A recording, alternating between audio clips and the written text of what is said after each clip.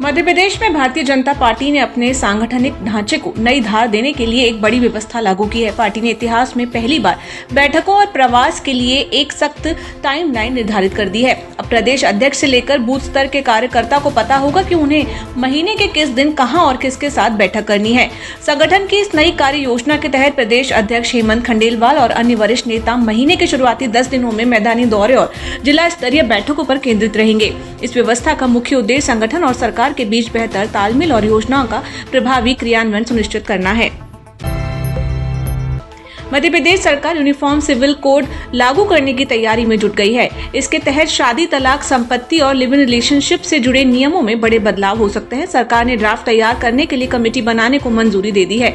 इसकी जिम्मेदारी supreme court की पूर्व जज रंजना प्रकाश देसाई को दी जा सकती है। प्रस्तावित नियम उत्तराखंड और गुजरात मॉडल जैसे हो सकते हैं।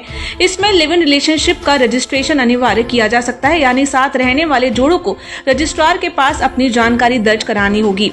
लिव इन से जन्मे बच्चों को कानूनी अधिकार मिलेंगे और महिलाओं को भरण पोषण का दावा करने का हक भी होगा। हालांकि एमपी में इसे लागू करना आसान नहीं माना जा रहा। राज्य में करीब 21% जनजातीय आबादी है जिनकी अपनी परंपराएं हैं। ऐसे में ये बड़ा सवाल है कि क्या इन्हें यूसीसी से बाहर रखा जाएगा। इसके अलावा लिव इन रजिस्ट्रेशन को लेकर प्राइवेसी, सामाजिक स्वीकार्यता और कानूनी जटिलताएं भी बड़ी चुनौती बन सकती हैं। विशेषज्ञों का मानना है कि सरकार को संतुलन बनाकर इस कानून को लागू करना होगा। नगर निगम के बजट सत्र के दौरान वंदे मातरम के मुद्दे पर विवाद के बाद पुलिस ने पार्षद रुबीना खान और फौजिया शेख के खिलाफ भारतीय न्याय संहिता की धारा 196(1) के तहत केस दर्ज किया है। ये धारा धर्म, जाति या भाषा के आधार पर विभिन्न समूहों के बीच शत्रुता बढ़ाने से संबंधित है, जिसमें दोष सिद्ध होने पर 3 से 5 वर्ष तक की सजा का प्रावधान है। मामले में दोनों पार्षदों का कहना था कि इस्लाम में वंदे मातरम गाने की अनुमति नहीं है, इसलिए वे इसे नहीं गाएंगी और किसी को भी उन्हें बाध्य करने का अधिकार नहीं है। उनका तर्क था कि संविधान उन्हें धार्मिक स्वतंत्रता और अभिव्यक्ति की आजादी प्रदान करता है।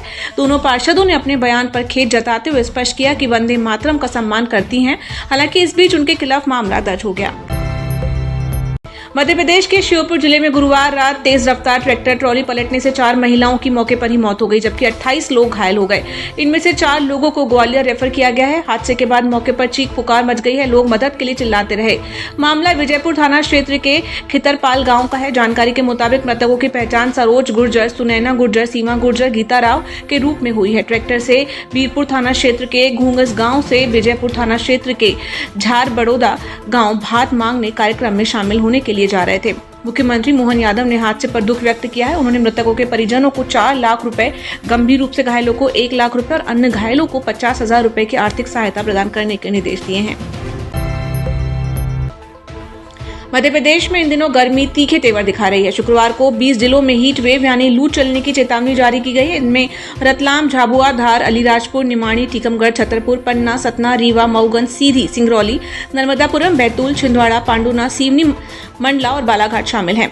वहीं 19-20 अप्रैल को कुछ जिलों में बारिश के आसार हैं। उधर रायसेन और अनूपपुर में बढ़ती गर्मी को देखते हुए स्कूलों का समय सुबह 7:30 से दोपहर 12 बजे तक कर दिया गया है। डिंडोरी में भी नर्सरी से 8वीं तक के सभी स्कूल सुबह 7:30 बजे से दोपहर 12 बजे तक ही लगाए जाएंगे।